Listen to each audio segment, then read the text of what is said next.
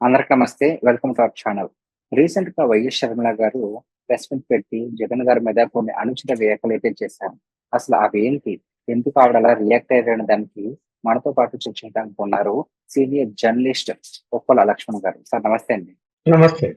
Sir, Sharmila గారు రీసెంట్‌గానే ఒక ప్రెస్ మీట్ పెట్టి జగన్ ఒక రాజకీయ వ్యభిచారి అని చాలా పెద్ద స్టేట్మెంట్ ఇచ్చారు. అసలైన వారసుడు నా కొడుకు రాజారెడ్డి వైఎస్ రాజశేఖర రెడ్డి గారికి అంటున్నారు.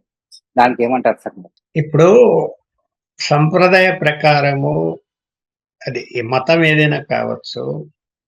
వివాహమైన తర్వాత భర్త యొక్క ఇంటి పేరు వస్తది భార్యకు. సో, ఆమె ఒక వివాహం కాదు, ఇది రెండో వివాహం. అంటే ఒక వివాహం పెళ్ళైన తర్వాత అంటే వాళ్ళ మేనమామకిచ్చి పెళ్లి చేసిన తర్వాత ఆ పెళ్లి పెటాకులైపోయి ఎవరినో ప్రేమించారని ఇప్పుడు అతన్ని మళ్ళీ పెళ్లి చేసుకుంది. సో, ఇప్పుడు కొడుకు పేరు రాజారెడ్డి. ఇప్పుడు వాళ్ళ తాత అభిమానంతో పేరు పెట్టుకోవచ్చు, తప్పేం లేదు. హ్మ్. పెట్టుకుంది.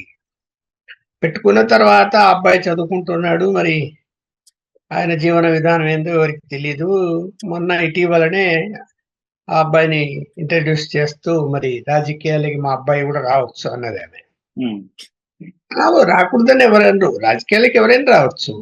దానికేమి రాకూడదు, రావాలి అని లేదు. కానీ రాజశేఖర రెడ్డి వారసుడు అనేది ఈ రాజకీయాల్లో తన తండ్రి కాబట్టి తన కుమారుడు కూడా రాజకీయాలకు వస్తే ఆయన వారసుడు అని చెప్పుకోవడం అనేది చెప్పుకుంటే చెప్పుకోవచ్చు, కానీ ప్రజలు అంగీకరించాలి కదా వారసుడా కదా అని. అంటే జనరల్ గా కొడుకు వారసుడని మామూలుగా మాట్లాడుకుంటారు. అవును సార్. అంటే రాజశేఖర రెడ్డి ఇప్పుడు గారు పరిపాలించినట్టు జగన్మోహన్ రెడ్డి గారు పరిపాలించక, అంటే ఎప్పుడు రాజశేఖర రెడ్డి గారు బీజేపీని వ్యతిరేకిస్తూ వస్తూనే వచ్చారు. అటువంటి బీజేపీకి ఇప్పుడు ఉపరాష్ట్రపతి ఎన్నికల్లో ఒక ఆర్ఎస్ఎస్ వ్యక్తికి సపోర్ట్ చేయడం ఏంటి అని చెప్పేసి వాదిస్తున్నారు. మీరు ఇప్పుడు జగన్మోహన్ రెడ్డి రాజశేఖర రెడ్డికి అన్యాయం చేశారు, బ్రతికి ఉంటే కనుక చాలా తల వంచుకునే పరిస్థితి వచ్చేదని చెప్తున్నారు. దానికి ఏమంటారు సార్ మరి? ఇప్పుడు ఇక్కడ జగన్మోహన్ రెడ్డి అనే ఆయన వైఎస్ రాజశేఖర రెడ్డి కొడుకు. ఉమ్, రాజశేఖర రెడ్డి గారు బతికుండగానే ముఖ్యమంత్రి అయిన తర్వాత జగన్మోహన్ రెడ్డి గారు రాజకీయాలకు వచ్చారు. ఉమ్, పార్లమెంటు మెంబర్ అయ్యారు. అతను అప్పటికి షర్మిల రాజకీయాలకి రాలేదు. కేవలం జగన్మోహన్ రెడ్డి వచ్చాడు. అవును సార్. సరే, జగన్మోహన్ రెడ్డి ఇప్పుడు బీజేపీకి ఎందుకు సపోర్ట్ చేశాడు అనే దాని మీద ఆమె విమర్శలు చేస్తున్నది. కాంగ్రెస్ పార్టీలో ఉన్నది కాబట్టి అలాంటి విమర్శలు చేస్తూ ఉన్నది. ఉమ్, రాజకీయంగా ఆయన ఏదో అలాంటి వ్యక్తి అని. ఆ పదమే అసలు వాడకూడదు రాజకీయాల్లో. ఆ పదం అందరికీ వర్తిస్తుంది. ఎవరు సక్రమంగా ఇవాళ ఉన్నారు రాజకీయ పార్టీల్లో? అటు ఇటు ఉమ్, మారుతూ ఉంటారు, దూకుతూ ఉంటారు. వాళ్ళ యొక్క అవసరాలను బట్టి వాళ్ళ స్వార్థ ప్రయోజనాల కోసం పార్టీలు మారుతూ ఉంటారు. ఓకే. ఇప్పుడు జగన్మోహన్ రెడ్డి పార్టీ పెట్టిన తర్వాత నేనే స్వయంగా, నేను కూడా కడప జిల్లా వాడిని, ఆయనతో హైదరాబాద్ లో చాలాసేపు కూర్చొని మాట్లాడాను. రాజకీయ ఓకే. పార్టీ పెడుతున్నావు కదా, నువ్వు ఎలా ముందుకు వెళ్తావు, నీ పరిస్థితి ఏంటి అని. ఆయన వెరీ క్లియర్ గా నాకు ఆ రోజు స్పష్టం చేశాడు. ఏమని? నేను ఎట్టి పరిస్థితుల్లో కాంగ్రెస్ పార్టీతో జత కట్టను, ఉమ్, అలాగే బీజేపీతో పొత్తు పెట్టుకోను. ఉమ్, బీజేపీతో పొత్తు పెట్టుకోవటం వల్ల క్రిస్టియన్ ఓట్లు, ముస్లిం ఓట్లు నాకు దూరం అవుతాయి. నేను ఒంటరి పోరాటమే చేస్తా. ఉమ్, ఏ ఏ ఏ యొక్క జాతీయ పార్టీలతో పొత్తు పెట్టుకోను. చాలా స్పష్టంగా చెప్పాడు. ఆ మాట మీద ఈ రోజు వరకు కూడా ఆయన కట్టుబడి ఉన్నాడని నేను అనుకుంటున్నా, జగన్మోహన్ రెడ్డి. ఓకే. ఎందుకు అంటే పొత్తు పెట్టుకోమని మొన్న ఎన్నికల్లో అడిగారు జగన్మోహన్ రెడ్డిని, అంతకుముందు కూడా అడిగారు. ఆయన ఉమ్, సీఎం అయ్యే ముందు కూడా బీజేపీ వాళ్ళు పొత్తు పెట్టుకోమని అడిగారు. ఆయన పెట్టుకోనని చెప్పాడు. సరే, ఉమ్, అధికారంలోకి వచ్చిన తర్వాత కేంద్రంలో బీజేపీ ఉన్నా, కేంద్రంలో ఒకవేళ కాంగ్రెస్ పార్టీ ఉన్నా సఖ్యతగా ఉండాల్సిన అవసరం వస్తది. ఎందుకు? రాష్ట్ర ప్రయోజనాల కోసం కేంద్రంతో విభేదించి ప్రయోజనం ఉండదు. ఉమ్, అందువల్ల తను ఎప్పుడైతే సీఎం అయ్యాడో కేంద్రంలో బీజేపీ అధికారంలో ఉంది కాబట్టి సఖ్యతగా ఉంటూ వచ్చాడు. సరే, తను ఇప్పుడు అధికారం కోల్పోయాడు. ఇక్కడ కూటమి ప్రభుత్వం అంటే బీజేపీ, తెలుగుదేశం, జనసేన కూటమి ప్రభుత్వం వచ్చింది. ఉమ్, ఇక్కడ తను జనసేనను చంద్రబాబు నాయుడు గారినే వ్యతిరేకిస్తున్నాడు తప్ప ఓకే. బీజేపీని వ్యతిరేకించట్లేదంటారు. ఆయన బీజేపీని వ్యతిరేకించలేదు. ఓకే. ఆయన బీజేపీని, కేంద్రంలో ఉన్నటువంటి బీజేపీని ఒక్క మాట కూడా అనలేదు ఇప్పటి వరకు. అన్నాడా? విమర్శలు ఏమైనా చేశాడా? చేయలేదు. తను ఒక స్టాండ్ తీసుకున్నాడు, సఖ్యతగా ఉండాలనుకున్నాడు. పొత్తు వేరు, సఖ్యత వేరు. పొత్తు పెట్టుకోవడం అనేది ఆయన పెట్టుకోడు. అది మన ఇప్పుడు ఇటీవల కూడా చెప్పాడు ఆయన, నేను ఏ పొత్తు పార్టీతో పొత్తు పెట్టుకోలేదు, నేను ఇలాగే మళ్ళీ రాబోయే ఎన్నికల్లో కూడా ఫైట్ చేస్తాను అని.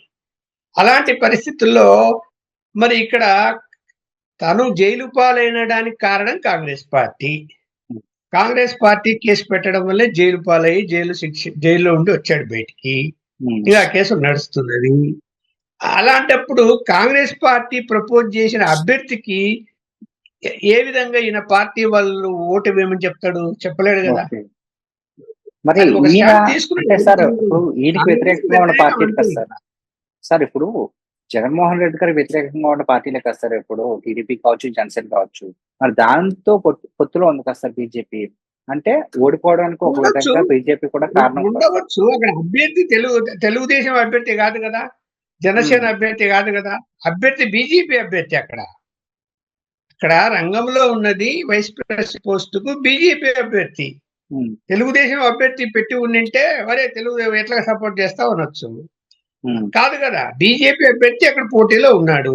అంటే నా పాయింట్ వచ్చేసి జగన్మోహన్ రెడ్డి గారు ఓడిపోవడానికి బీజేపీ కూడా భాగమైంది కదా కూటమిలో. సో దానివల్ల ఎందుకు సపోర్ట్ చేశారో అని చాలా మంది అనుకుంటున్నారు. దానితో ఏం చెప్తారు సార్? ఇప్పుడు రాజకీయాల్లో ఎవరి వ్యూహం వాళ్ళకు ఉంటది. ఓడిపోవడానికి కారణం బీజేపీ కారణం ఎట్లవుతుంది? ప్రధానంగా తెలుగుదేశం పార్టీ. బీజేపీకి 0.28% ఓట్లు లేవు. మొన్నంటే ఏదో 7%, 8% వచ్చాయి అంతే తప్ప ఓటమి కారణము ప్రధానంగా చంద్రబాబు నాయుడు, ప్రధానంగా జగన్మోహన్ రెడ్డి ఫెయిల్యూర్స్. జగన్మోహన్ రెడ్డి యొక్క పరిపాలనలో తను ఏమనుకున్నాడు? బటన్ నొక్కితే డబ్బులు ఇంటికి చేరిపోతాయి, అమ్మో మాకు డబ్బులు వచ్చాయని మనకు ఓట్లు వేస్తారు అని భ్రమపడ్డాడు. కానీ పరిపాలన ఎలా జరుగుతున్నది, ఎంత అవినీతి పరిపాలన జరుగుతున్నది, ఎంత దౌర్జన్యకర పరిపాలన జరుగుతున్నది అనేది ఆయన గమనించుకోలేకపోయాడు. ఈ దౌర్జన్యము, అవినీతిని ఎప్పుడు ప్రజలు ఎప్పుడు అంగీకరించారు. ఇప్పుడు ఒక ఊరిలో ఒక వ్యక్తిని బెదిరించి ఒక ఎమ్మెల్యే పిఏ, నేను స్వయంగా నాకే చెప్తున్నా, పిఏ 20 లక్షలు చేసే ఎకరా భూమిని 5 లక్షలు రాపించుకున్నాడు బెదిరించి. ఎవరు సార్? అది ఊరంతా తెలిసిపోయాయి కదా. ఊరంతా తెలిసినప్పుడు ఊరంతా ఏమవుతారు? అబ్బా రేపు వాడిని బెదిరించి తీసుకున్నారు, రేపు మనల్ని కూడా బెదిరిస్తారేమో, వీళ్ళు ఇంకా రాకూడదు అధికారంలోకి అనుకుంటారా? అనుకోరా? అవును సార్. ప్రతి ఊర్లో లేదు, ప్రతి పెద్ద పెద్ద వ్యాపారస్తులు గాని, కాంట్రాక్టర్ల దగ్గర గాని ఎవరిని బెదిరించలేదు వీళ్ళు. ఎన్ని దందాలు చేయలేదు. అన్ని దందాలు చేశారు కాబట్టే జనం వ్యతిరేకించారు. నువ్వు బటన్ నొక్కేది ఎక్కడో పోయింది గాలికి. 11 సీట్లకి ఎందుకు పరిమితమయ్యారు మీరు మరి అంటే మీ తప్పులవి, మీ తప్పులవి చేశారు.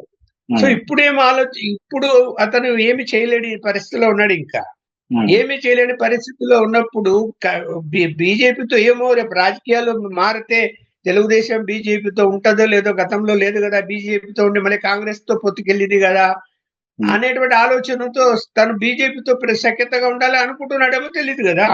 Okay sir. అంటే షర్మిల గారు ఇంకొక మాట కూడా అన్నారండి. అంటే నా కొడుకు ఇంకా రాజకీయాల్లోకి అడుగు కూడా పెట్టలేదు, అప్పుడే భయపడుతున్నారు వైసీపీ వాళ్ళు అని చెప్పేసి ఇంకొక మాట కూడా అంటున్నారు. చంద్రబాబు నాయుడు గారు చెప్తేనే నా కొడుకుని నేను ఇలా రాజకీయాల్లో తీసుకొచ్చానంటూ ఒక వీడియో పోస్ట్ చేస్తారు. అది చూసి నేను కూడా నవ్వుకున్నాను అంటున్నారు. దానికి ఏమంటారు సార్ అసలు?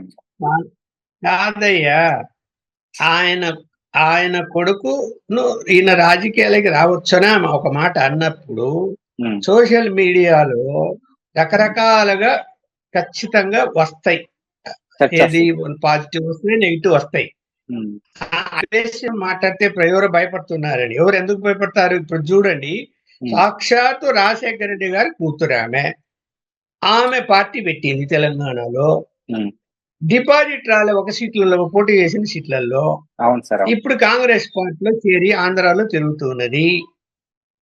ఏమైనా మైలేజ్ పెరిగిందా ఆమె వలన? ఏమైనా సీట్లు రాగలుగుతాయా? లేకపోతే రేపు లోకల్ బాడీ ఎన్నికలు రాబోతాయి, అక్కడ ఏమన్నా కాంగ్రెస్ పార్టీ పోటీ చేసి ఆమె ఎన్ని సీట్లు తీసుకురాగలుగుతుంది, ఆమె వీపు ఆమె చూసుకోవాలి. నువ్వు రాజశేఖరి కూతురుగా నువ్వే సక్సెస్ కాకుంటే నీకు కుమారుడు సక్సెస్ అవుతాడని ఊహిస్తారు. ఆయన చూసి ఎవరు భయపడతారా? పిల్లగాని చూసి ఎందుకు భయపడతారు? ఇప్పుడు రాజకీయాలు ఇవాళ నడపాలంటే ధనబలం కావాలి, ధైర్యం ఉండాలి, వ్యూహం ఉండాలి. ఈ మూడు పనిచేస్తాయి ఇవాళ. ఇక్కడ ఇక్కడ ధనం విషయంలో మీరు వెనకబడి ఉన్నారు. కాంగ్రెస్ పార్టీ ఏం సపోర్ట్ చేస్తారో తెలీదు. ఎందుకంటే తెలంగాణ నుంచి పార్టీకి మూటలు మోస్తున్నారని ఆరోపణలు వస్తున్నాయి. సో పార్టీ నుంచి ఏమి లాభాలు ఏమి ఉండకపోవచ్చు అనుకో. మీరు ఎలా సక్సెస్ అవుతావు? అబ్బాయిని తీసుకొచ్చినా కూడా జనములో ఇంకా అబ్బాయి ముఖమే ఎవరికి తెలీదు.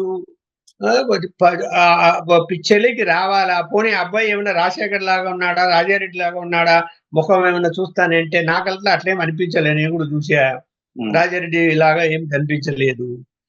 అలాంటిది ఏమీ లేనప్పుడు ఎలా క్లిక్ అవుతాడు అబ్బాయి? అబ్బాయికి ఏం నాలెడ్జ్ ఉందని క్లిక్ అవుతాడు? టైం పడుతుంది. రాజకీయాల్లోకి వచ్చిన తర్వాత ఇప్పుడు జగన్మోహన్ రెడ్డి రాజకీయాల్లోకి వచ్చాడు, క్లిక్ అయ్యాడు. మొదట కేవలం కాంగ్రెస్ పార్టీ రాజశేఖర రెడ్డి యొక్క ఇమేజ్ తో ఆయన సీఎం గా ఉన్నాడు కాబట్టి కడప పార్లమెంట్ గెలిచాడు, అంతే. అదే కారణం కాబట్టి వేరే కారణాలు ఏమున్నాయి? ఆయన ఇప్పుడే పార్టీ పెట్టిన తర్వాత తను ఎస్టాబ్లిష్ అయ్యాడు. తను 3 సార్లు పోటీ చేశాడు, సీఎం అయ్యాడు, మళ్ళీ ఈసారి ఓడిపోయారు, అంతకుముందు కూడా ఓడిపోయారు, జనంలోకి వెళ్ళిపోయాడు. అలా సమయం పడుతుంది రాజకీయాలు. అందుకని ఇప్పుడు వస్తూనే భయపడేదానికి ఎవరు ఏం భయపడాల్సిన అంశం అయితే కాదు అది. ఓకే, సో చూసారు కదండి, కేవలం పేరు పెట్టుకుంటే మాత్రం వారసులు అయిపోరు, దానికంటూ కూడా ఒక సాంప్రదాయం ఉంటుంది అని చెప్పేసి ఏం చెప్తున్నారు. మరి దీనిపైన మీ విలువైన అభిప్రాయాన్ని కామెంట్ రూపంలో తెలియజేయండి sir. Thank you sir. Okay అమ్మా.